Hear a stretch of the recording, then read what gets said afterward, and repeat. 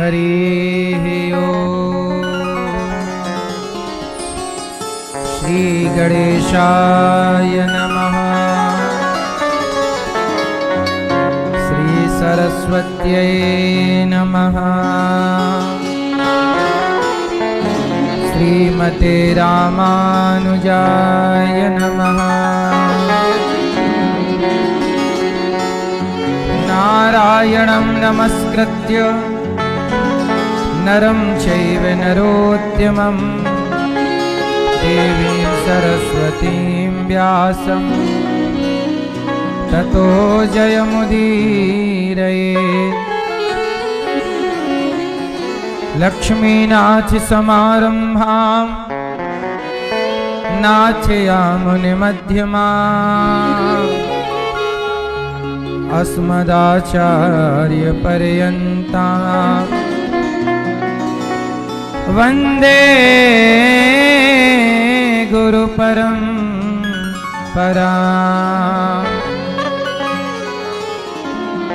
जय जय श्री राधारमण, जय जय नवल किशोर, जय गोपी चित चोर प्रभु, जय जय माखन चोर। जय जय माखन चोर।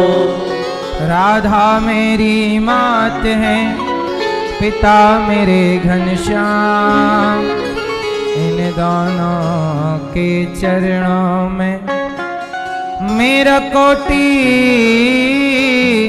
कोटि प्रणाम। मेरा कोटि कोटि प्रणाम। आए हो तो प्रेम से लो हरि का नाम, सब भक्तों को अनिरुद्ध की जय जय राधे श्याम। जय जय राधे श्याम, जय जय राधे श्याम, जय सीताराम। जब भगवान अपनी बाल लीला कर रहे थे तो बाल लीलाओं में भगवान ने एक लीला की। आज यमुना के तट पर गेंद खेलने चले गए। आज गैया चराने की छुट्टी है। आज क्या खेलेंगे? गेंद खेलेंगे। तो जब गेंद खेलने गए तो भक्तों ने गाया कि काली दह पे खेलन आयो री, मेरो छोटो सो कन्हैया, मेरो छोटो सो कन्हैया, मेरो प्यारो सो कन्हैया, मेरो छोटो सो कन्हैया, मेरो प्यारो सो कन्हैया, कारी दह पर खेलन आयो रे, मेरो वारो सो कन्हैया।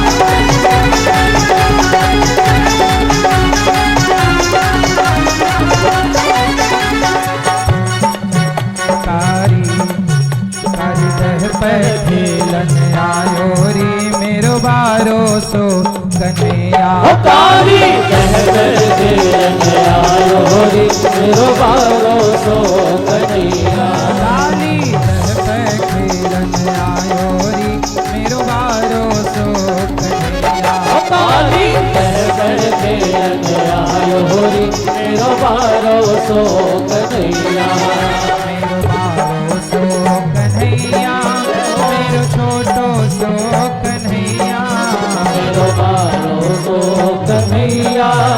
मेरो छोटो सो कन्हैया, मेरो प्यारो सो कन्हैया, मेरो छोटो सो कन्हैया। मेरो प्यारो सो कन्हैया, मेरो छोटो सो कन्हैया। काली जय हो, काली जय हो। काली दह पर खेलन आयो रे मेरो बारो सो कन्हैया। काली दह पर खेलन आयो रे मेरो बारो सो कन्हैया।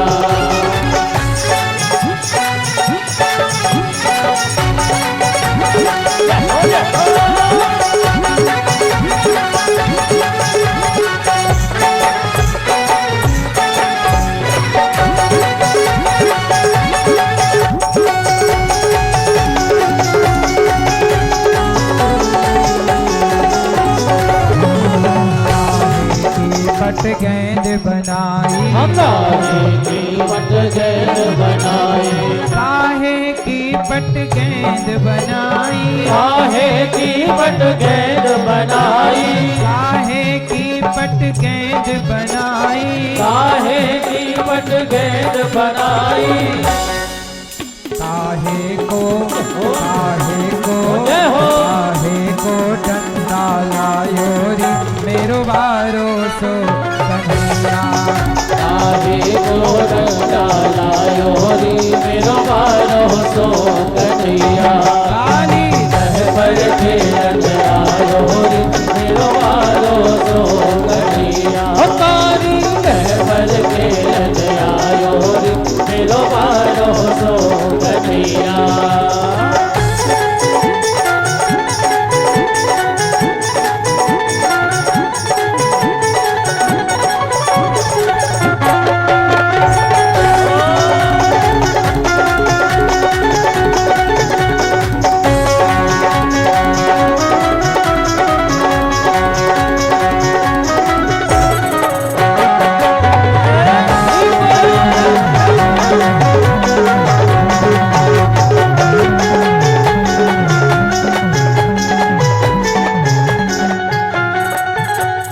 रेशम की पट गेंद बनाई, सबकी पट गेंद बनाई, रेशम की पट गेंद बनाई, सबकी पट गेंद बनाई, रेशम की पट गेंद बनाई, रेशम की पट गेंद बनाई, रेशम की पट गेंद बनाई।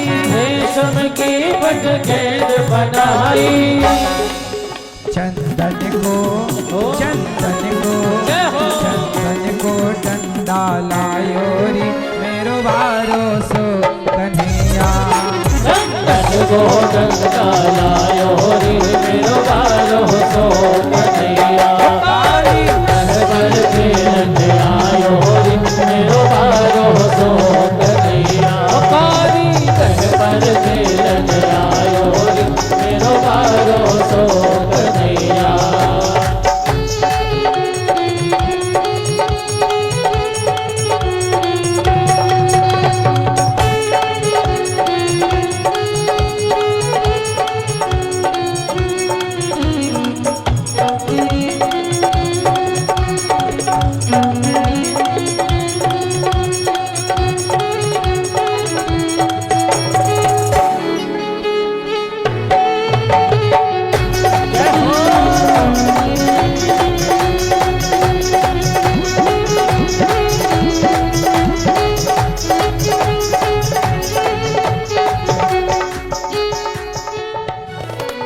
कान्हा जी ने दह में जाकर, कान्हा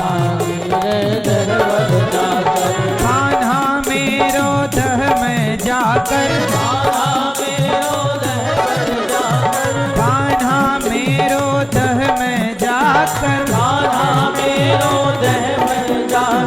कान्हा कान्हा मेरो दह में जाकर, नाग को जाय जगायो री मेरो बारो सो कन्हैया। काली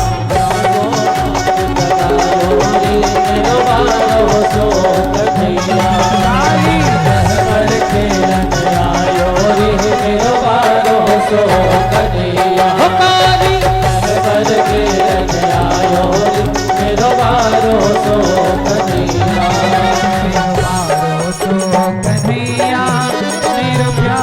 सो कन्हैया, मेरो प्यारो सो कन्हैया, मेरो प्यारो सो कन्हैया, मेरो छोटो सो कन्हैया, मेरो प्यारो सो कन्हैया, मेरो छोटो सो कन्हैया, मेरो प्यारो सो कन्हैया। काली हो काली हो काली दह पर खेलन आयो रे मेरो बारो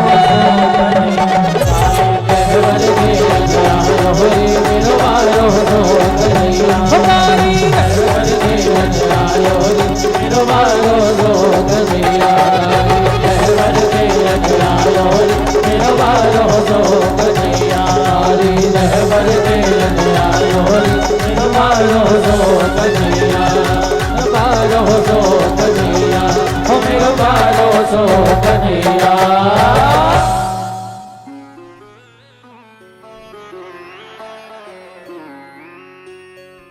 रेशम की पट गेंद बनाई, चंदन को डंडा लायो रे मेरो बारो कन्हैया। भगवान दिव्य लीला करते हैं। लीला इतनी अद्भुत के बड़े बड़े ज्ञानी मोहित हो जाते हैं।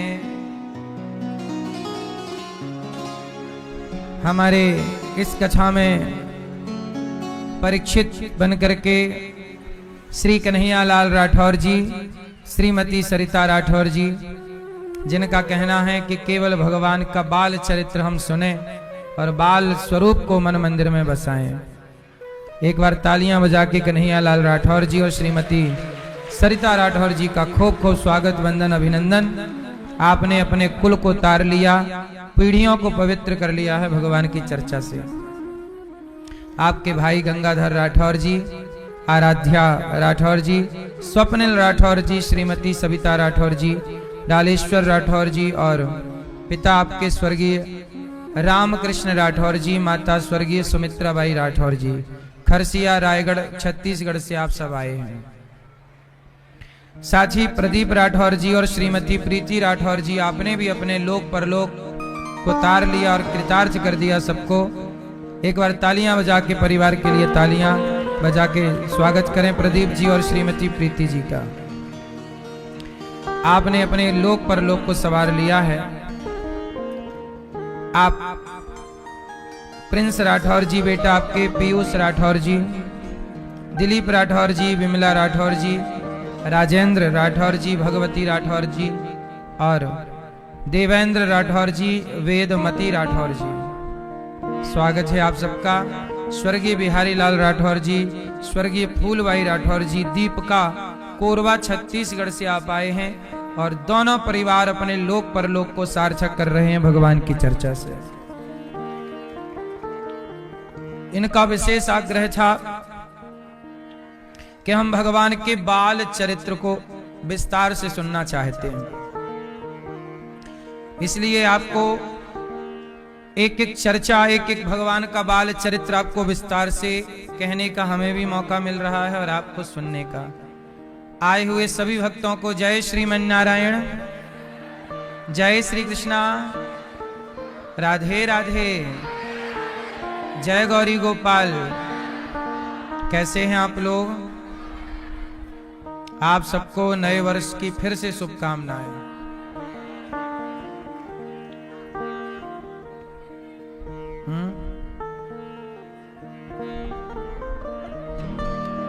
आप सबको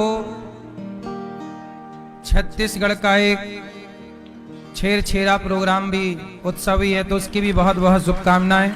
छेरछेरा एक त्योहार, एक उत्सव छत्तीसगढ़ में मनाया जाता है और वह त्योहार आज है, तो आपको छेरछेरा त्योहार की बहुत बहुत शुभकामनाएं। छत्तीसगढ़ में धान होती है तो एक दूसरे से धान लेकर और धान देकर के यह त्योहार मनाया जाता है और बहुत भाव से वहां के लोग इस त्योहार को मनाते हैं। तो सभी भक्तों को इस त्योहार की, छेरछेरा त्योहार की बहुत बहुत शुभकामनाएं। आप सबके जीवन में खुशियां भरी रहें, भाव और प्रेम भरा रहे। छत्तीसगढ़ में एक से बढ़कर एक संत भी हुए हैं, एक से बढ़कर एक भक्त भी हुए हैं। छत्तीसगढ़ भक्त और भगवान दोनों की भूमि रही है। भगवान राम जब वनवास गए तो छत्तीसगढ़ होते हुए ही राम जी वहां गए थे। आज भी राम जी के वहां स्थान है। छत्तीसगढ़ के रास्ते ही राम जी आगे पंचवटी की ओर गए थे, है ना।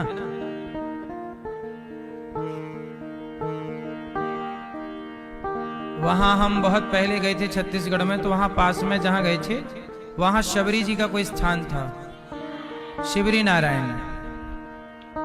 शिवरी नारायण वहां पर है। तो ये छत्तीसगढ़ का उल्लेख रामायण में भी है।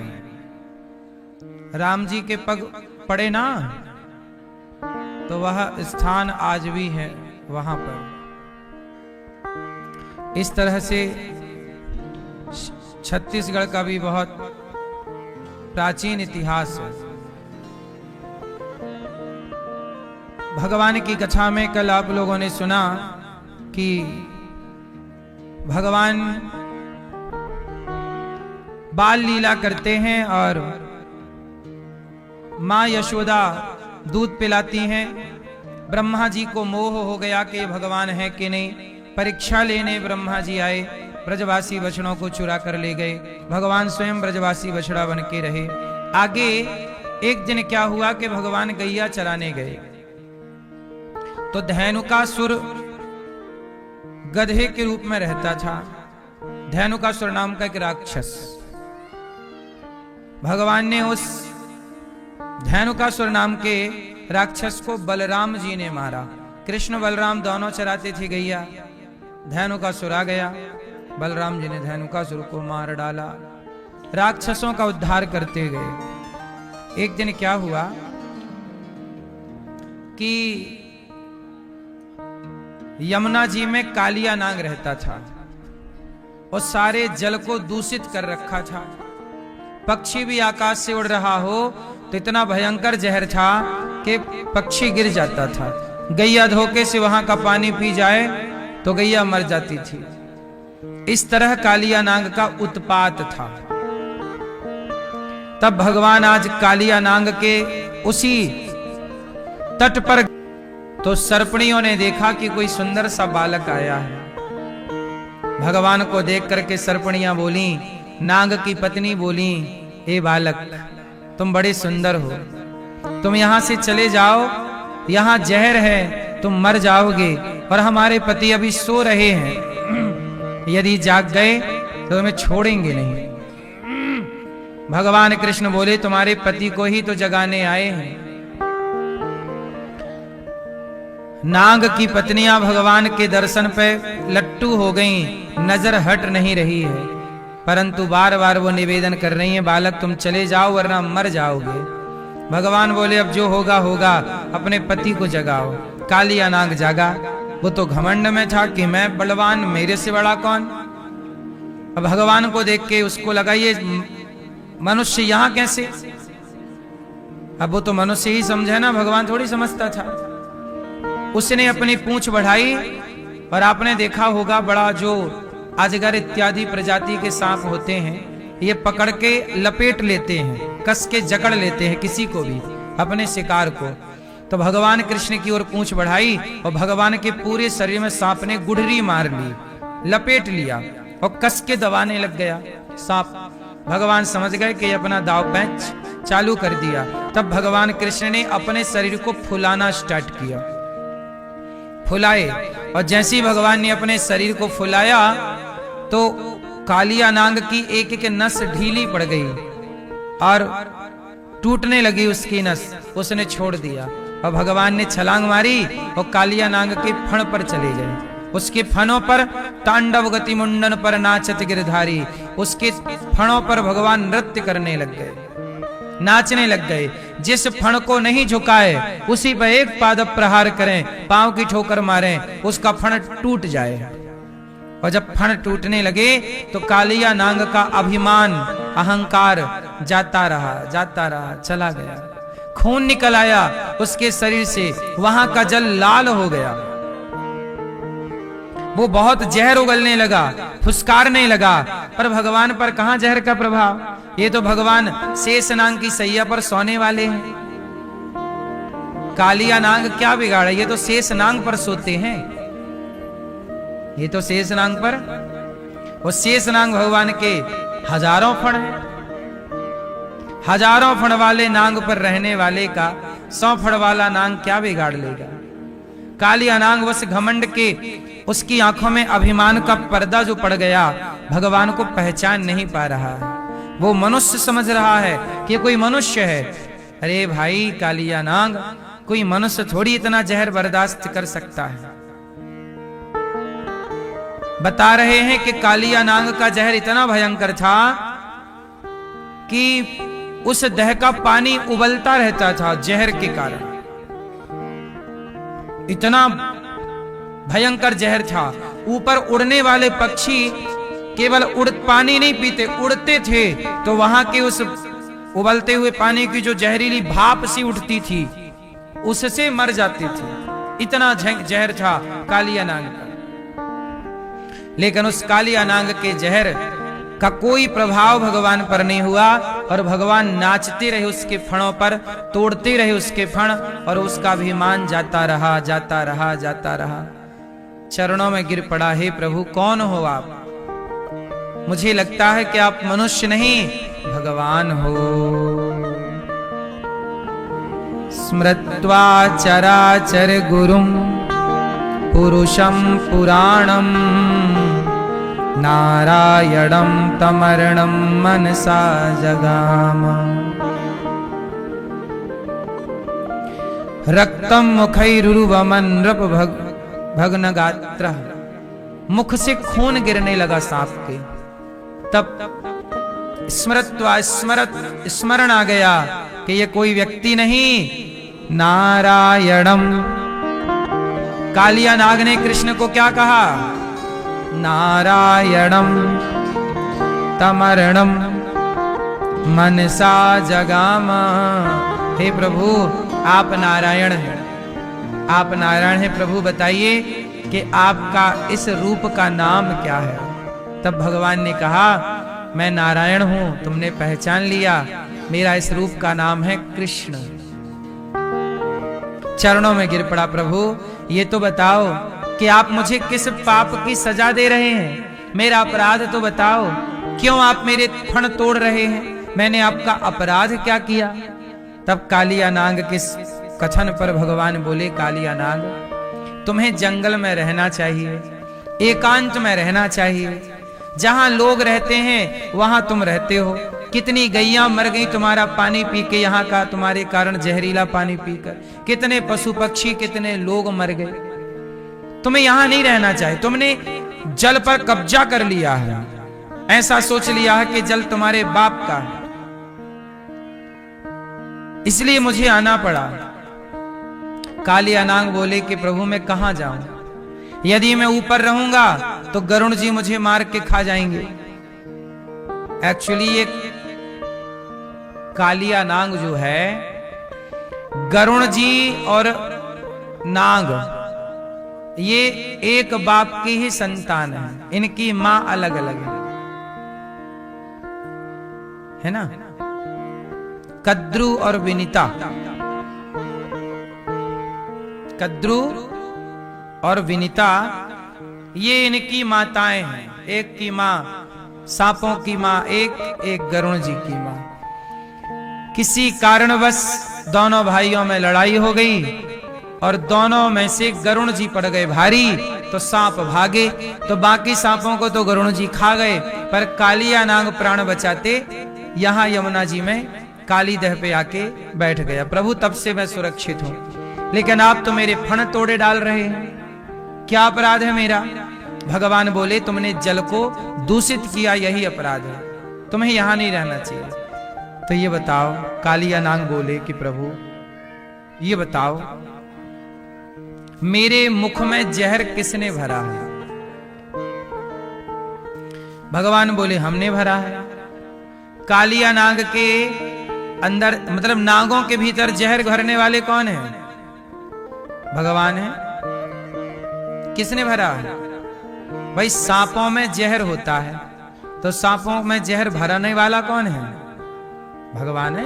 रचना तो ईश्वर की है। तो प्रभु जब आपने जहर भरा है तो बताओ, मैं जहर ही तो उगलूंगा ना। आपने अमृत भरा होता, मैं अमृत उगलता, इसमें मेरी क्या गलती है?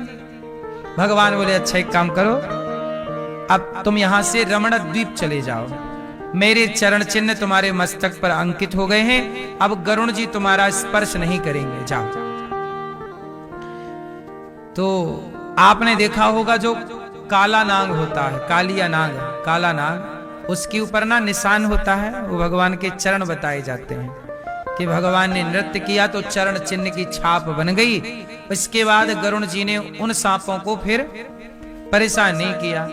तो कालिया नाग वहां से चले जाने लगे और जैसे यहां से रमण द्वीप की ओर गए तो काली दह से निकल करके गए, तो आगे 5-10 किलोमीटर थोड़ी दूर गए ही थे कि उन्होंने देखा कि मेरे संग मेरा परिवार आ रहा है कि नहीं। तो जैसे ही कालिया नाग ने पलटकर देखा तो वो पत्थर के हो गए। तो आज भी 84 कोस की यात्रा जब हम लगवाते हैं आपको, तो वह दर्शन आपको कराते हैं जहां से कालिया नाग ने पलट करके देखा और वह पत्थर का हो गया। तो 84 कोस की यात्रा भी 10 मार्च से होगी। आप भी 84 कोस की यात्रा करने आना चाहें तो आएं, आपको पूरे ब्रजमंडल की एक एक लीलाओं का स्थान हम आपको ले चल करके दिखाएंगे कि यहाँ पर ये लीला हुई थी। यहाँ तो ये 84 कोस की यात्रा भी हुई थी कुछ महीने पहले, तो अब फिर से है मार्च में, तो आपको चलना हो तो आप चलिएगा। 84 कोस की यात्रा जरूर करना चाहिए। कहते हैं 84 लाख योनियों से मुक्ति चाहिए तो 84 कोस की यात्रा जरूर करना चाहिए। 84 कोस की यात्रा सबसे पहले भगवान कृष्ण ने अपनी माता यशोदा और पिता नंद बाबा को 84 कोस की यात्रा कराई थी। क्यों? क्योंकि मैया यशोदा ने भगवान से कहा था कि यदि मेरे छोरा हुआ तो मैं 4 धाम की यात्रा करूंगी। अब छोरा हो गया, मैया तैयार हो गई, तो भगवान बोले मैया तुम तो बुढ़ी हो गई हो, अब 4 धाम में कहां जाओगी, मर जाओगी, बुढ़ापा है, चलना होगा नहीं, पर मैं तुम्हारे लिए संपूर्ण तीर्थों का आवाहन यहीं किए देता हूं। तो भगवान कृष्ण ने मैया के लिए धरती के सारे तीर्थों का आवाहन ब्रजमंडल में किया और कहा मैया जो 84 कोस की यात्रा कर लेगा उसे धरती के सारे धाम सारे तीर्थ करने का पुण्य प्राप्त हो जाएगा। इसलिए 84 कोस की यात्रा 10 मार्च से है, चाहे आप लोग तो कर सकते हैं, नाम लिखा सकते हैं, रजिस्ट्रेशन करा सकते हैं। भगवान ने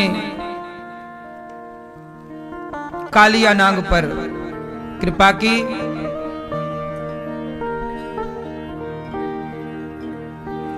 एक बार प्रलंबासुर आ गया, भगवान कृष्ण के मित्र के रूप में, मित्र का एक रूप बना लिया माया से और खेलने लगा।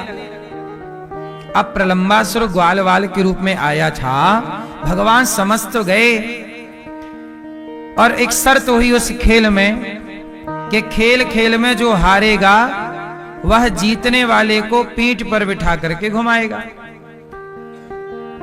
खेल में शर्त हुई 2 पार्टी बनेंगी और जो हारेगा वो जीतने वाले को अपनी पीठ में बिठाएगा। तब कृष्ण और बलराम जी की 2 टोली बनी, एक टोली पर भगवान कृष्ण और एक टोली पर भगवान बलराम जी। अब कृष्ण जी हार गए और श्री रामा को पीठ पर बिठा लिया। भगवान कृष्ण हार गए। देखो खेल खेल में भगवान कृष्ण क्या करते हैं, हार जाते हैं और अपने मित्र श्री दामा को अपनी पीठ में बिठाते हैं और श्री दामा पीठ में बैठ के बोलता चल मेरे घोड़े टिब्बक टिब्बक, चल मेरे घोड़े। चल रहे हैं भगवान, जगत के पालनहार जिनसे यमराज थर थर कांपते हैं, वो मित्रों के साथ खेलते हैं कबड्डी का खेल तो हार जाते हैं। भगवान कहते हैं कि मैं अपने भक्तों से जीतना नहीं चाहता, मैं भक्तों से हारना चाहता हूं और हार जाने में ही जीत होती है। प्रेम में जीतना नहीं चाहिए, प्रेम में हार शोभा देती है। अपनों की लड़ाई हो, अपनों से लड़ाई हो तो अपनों की लड़ाई में जीतना नहीं चाहिए, हार जाना ही आपकी जीत है। हर हार नहीं होती, जीत होती है। इसलिए दुनिया में जीतने वाला व्यक्ति जब मंदिर जाता है तो भगवान के पास हार लेकर के जाता है। मैं सबके आगे जीत जाऊंगा प्रभु, पर तेरे सामने तो हार लेकर के आया हूं, मैं जीत लेकर नहीं आ सकता। ईश्वर के आगे क्या लेकर जाते हैं लोग? क्या? हार लेकर के जाते हैं। ईश्वर के आगे हारना है, वहां थोड़ी जीत है। मैं हार गया, तुम जीत गए, है ना? अच्छा, प्रलंबासुर बलराम जी को पीठ में बिठा लिया, ग्वाला बन के आया था, राक्षस था। बलराम जी उसकी पीठ में बैठे तो वो राक्षस ना बलराम जी को घोर जंगल में ले गया। तब बलराम जी ने रोका कि भाई कहां ले जा रहा? अच्छा, बलराम जी समझे नहीं, बलराम जी को लगा मित्र है, दोस्त है, पर वो तो राक्षस था। और बलराम जी ने एक मुठका मारा उसकी पीठ में, और जैसे ही मारा तो वहीं लुढ़क गया। एक मुठका में काम तमाम हो गया। बलराम जी मारे। बलराम जी कौन है? शेष भगवान। शेष भगवान के ऊपर पृथ्वी रखी है, जो पृथ्वी का भार उठाए रहते हैं। वो एक मुठिका किसी को मार दें तो बचेगा कुछ? कितना बलवान उनका मुठिका होगा। एक में मुठिका, एक महाकपि हनि, एक मुठिका मारा बलराम जी ने। गोविंदाय नमो नमः। ये भगवान का बाल चरित्र है। कबड्डी खेल रहे हैं भगवान। एक दिन तो कमाल कर दिया, यमुना जी के किनारे भगवान नंग धड़ंग खेल रहे थे। जाए पानी में डूबे, फिर आके बालू में लौटने लग जाए। सारे ग्वाला, छोटे छोटे बच्चे, आज भी गांव में छोटे छोटे बच्चे नदी तालाब में नंगे नहाते हैं। छोटे छोटे बच्चे, हाँ या ना? नदी तालाब में नहाते रहते हैं। घर से जाते हैं खेलने के लिए, वहां सारे कपड़े उतारे, नहाए, फिर वही कपड़े पहन के आ गए। होशियार होते हैं बच्चे, कपड़े पहन के नहाएंगे तो माँ बोलेगी नहा के आया है, तो माँ को पता न लगे कि नहा के आए, इसलिए नंगे होके नहाते हैं, हाँ या ना? अब भगवान भी यमुना के किनारे बिल्कुल नंग धड़ंग नहा रहे हैं। यमुना जी में जाएं, मौसम गर्मी का था हल्का सा, तो यमुना जी में नहाएं और बाहर आके बालू में लौट जाएं। पहले ना जिंदगी मस्त थी। पहले के लोग नहाते थे काहे में? नदियों में। एक एक घंटे लोग पानी में तैरते थे। आज के जमाने में 5 मिनट के अंदर लोग नहा के बाहर आ जाते हैं। अच्छा, पानी नदी में नहाना और घर में टोटी वाले पानी बाल्टी से सावर से नहाना, क्या सही है? क्या सही है? हैं? नदी तालाब में नहाना अच्छा है। क्यों? क्यों? साइंटिफिक कारण बताइए, वैज्ञानिक कारण। जब आप पानी में डूबे रहते हैं गर्दन तक, तो आपके रोम रोम से पसीना निकलता है कि नहीं? जिस रोम छिद्र से पसीना तैरना आता है, अब हाथ नीचे करो। किस किस को तैरना नहीं आता? नहीं आता? तैरना जरूर सीखना चाहिए। तैरना, अभी पंजाब में बाढ़ आई थी, लोग घर में सो रहे थे और बाढ़ आ गई, घर के अंदर पानी भर गया। जिनको तैरना आता था वो तो चलो किनारे जैसे तैसे लग गए, पर तैरना नहीं आया तो बेमौत मारे गए कि नहीं? हाँ या ना? पानी में डूबने से किसी की मृत्यु नहीं होती। मृत्यु इसलिए होती है कि समय रहते आपने तैरना नहीं सीखा। यदि इतनी सारी डिग्रियां रखना आपकी कला थी तो तैरना भी तो आपकी कला ही है, तैरना भी तो आपकी योग्यता है। तैरना सबको आना चाहिए।